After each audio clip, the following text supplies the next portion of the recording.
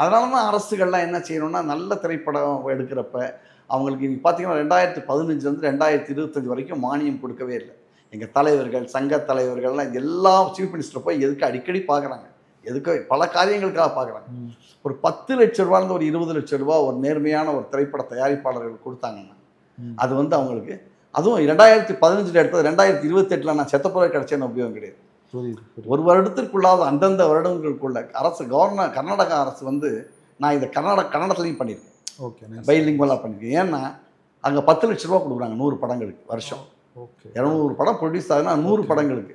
நான் என்ன நினச்சேன், ஒரு ₹7,00,000 இங்கே ஒரு சப்சிடி, அங்கே ஒரு ₹10,00,000 கிடைச்சதுன்னா ஒன்றும் இல்லாத ஒரு ₹15,00,000 அவர் கிடைக்குமே, ஏதோ ஒன்று கிடைச்சா கூட ஒரு கிடைக்குமேங்கிறது தான்.